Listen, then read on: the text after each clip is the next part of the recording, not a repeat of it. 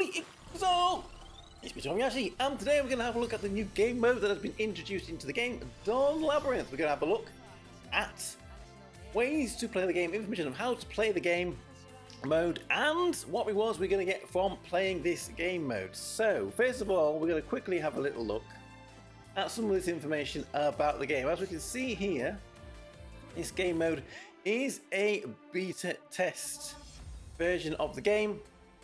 So it could be suspended at any moment for adjustments, but any of the rewards that we get from taking on this mode will be kept if that happens.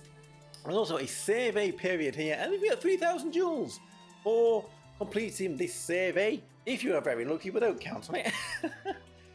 If there wants a bit of information about this beta test for this rogue-like mode, I believe it's a rogue-like mode, if you wanted to do that. So let's jump back into the game. There is a bit more information there, but we're going to go and have a look at it in game if we can do so. Let's go over here. This is where Dawn Labyrinth is down at the bottom now. We can see they've got rid of Battle Stadium from the bottom corner. Is it the end of Battle Stadium, or will it be back? We will see. Anyway, so here we are. This is the Dawn Labyrinth, as I'm sure you've seen in game.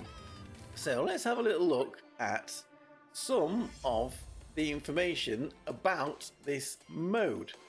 So here we go. This is what Labyrinth has to say about it. First of all, we need to challenge the test area developed by a Labyrinth here. Hey boy, are we a little dog? Hey boy. So we select a guild and go into the Labyrinth. And then we will add items and characters related to selected guilds to your team to begin the challenge. Then we're going to have to choose a route and aim for the boss at the very end. So it looks like we can choose different paths to go along. There is different paths, different spaces to land on, which have different effects, which we will go over in a little while. So depending on the square you move on, the battle will occur, or you will be able to obtain an item. So what are these then? The challenge ends when you complete the final arena or choose to return. So what it's saying here is aim to clear with the highest score. If we can't win though, it looks like you can choose to return midway through the route and end the challenge. If you choose to return, you will return, it says, to the state before the challenge started. So what it says here is, it looks like we're going to get our passports back if we do not complete this. We don't get rewards from the end of it. We're going to get our passports back. So there doesn't look like there's any reason why we shouldn't at least give it a try and see what it's like. They haven't even told us about the passports yet that we need to take on the Labyrinth. Anyway, we're going to have different battles here. Bring back treasure chests from the Labyrinth. Win battles on the battlefield and you will get treasure chests. And then it looks like we get some new equipments here that we haven't had before. They will become a little bit later. So you can get these new EX5 equipments for the accessory slot. We've had them for the weapon slot. Now we're going to get some for the accessory slot here.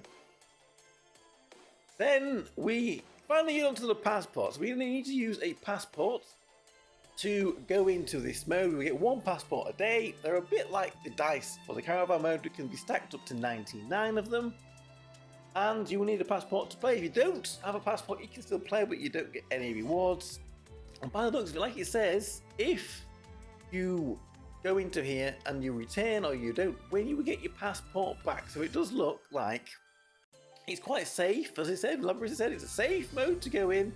And give it a try, give it your best. But I do think it might be eventually quite difficult.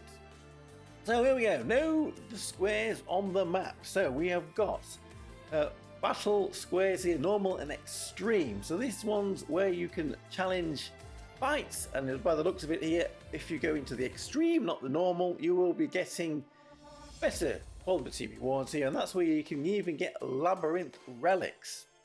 Or the boss battle here, which is, I think there's one boss battle at the end of every run that we do, and then the boss battle there, the aim is to take out this boss, and then we will get a lot of rewards and currency from doing that.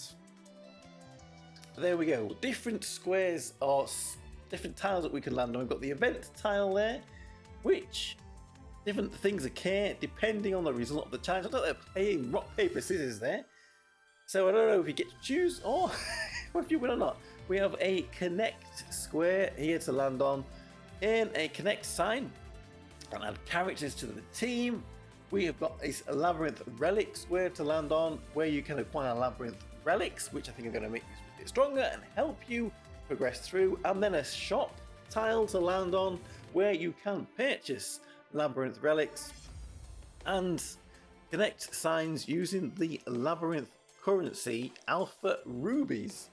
Okay, so pick the squares that we want to land on depending on what result we want from it. So collect labyrinth relics and gain an advantage in your quest here. So these labyrinth relics have different effects. It looks like it says here that powerful effects are activated when multiple relics from the same, I'm assuming that's guild, are collected, and certain number of points are reached. So with these labyrinth relics are also going to strengthen you for the run through, and I think it says that these labyrinth relics, they do not carry over to the next attempt, so they're only for that current attempt that you get the relic in.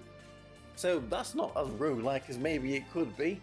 Challenge the labyrinth and get rewards. So this is what we all want to know. We can get some rewards here for taking on this Dawn Labyrinth here. Lots of nice things, especially the EX5 equipment. We didn't think that this was going to be a good place to get Rollmaster tickets. There are a few in there, but it doesn't seem like they are promoting the Rollmaster tickets. It's more these EX5 equipments for the accessory slot that we seem to be able to get, which is a bit of an upgrade, another bit of an upgrade. We get these, I guess, by beating the labyrinth, using labyrinth coins that you've acquired. You can even purchase some in a shop. Now look at this in a minute.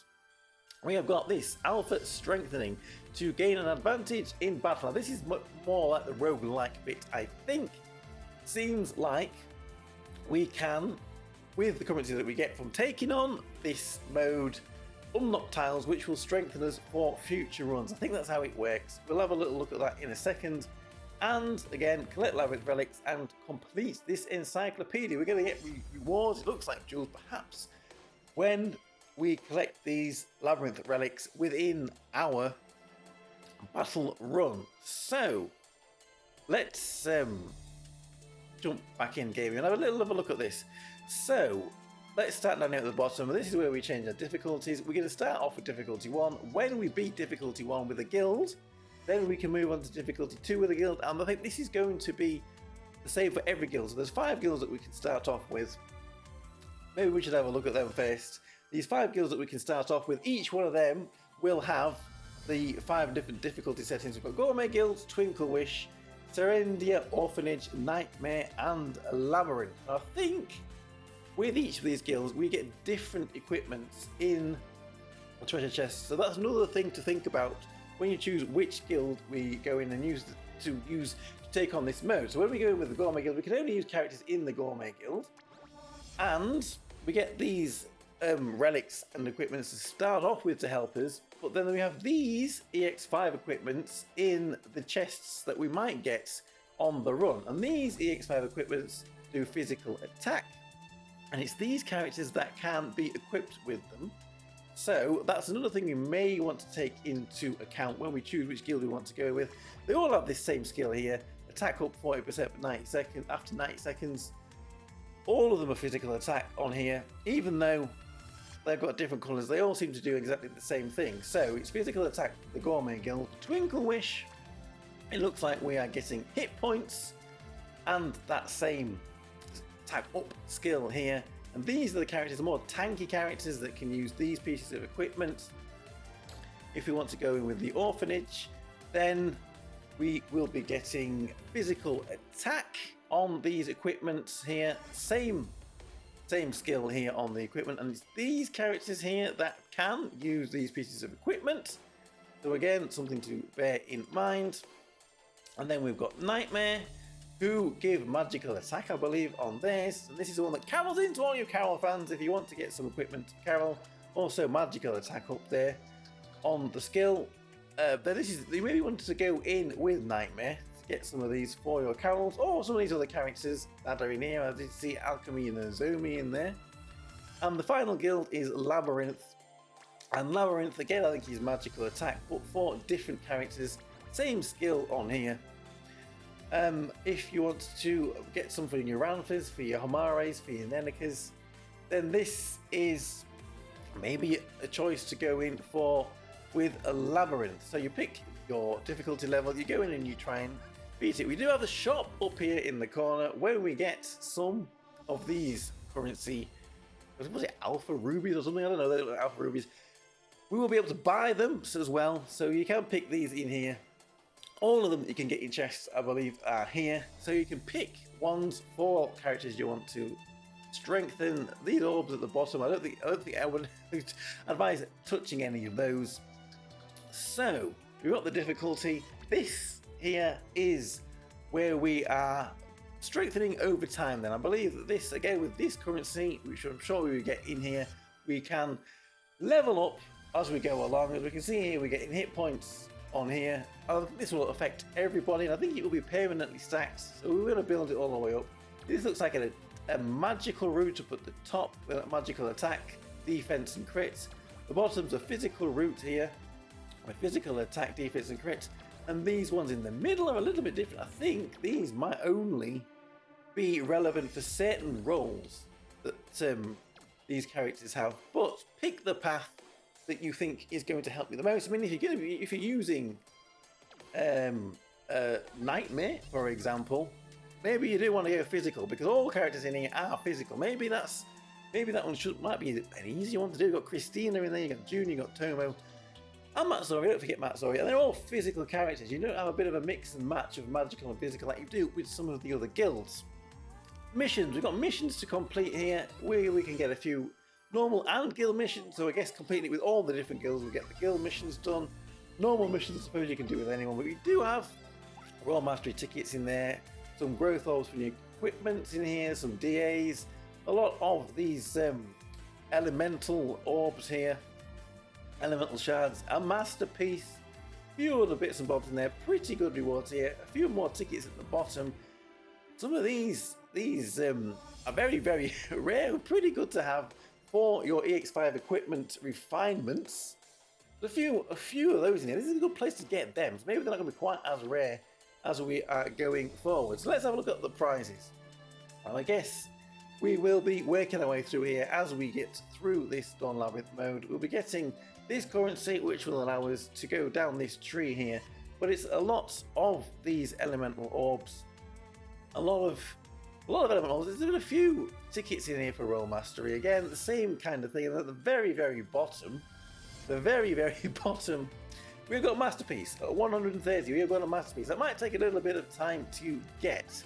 And then finally, this is our Relic Encyclopedia, which you can see I have got nothing in it yet because I haven't jumped into the mode. So, I guess the next thing to do is to jump in and give it a go. I think all I'm going to do with that is we're going to do a little bit of a stream later on where we're going to jump in and do this mode for the first time. Otherwise, this video will go on forever and ever and ever and ever if I go in and try and do a full run now.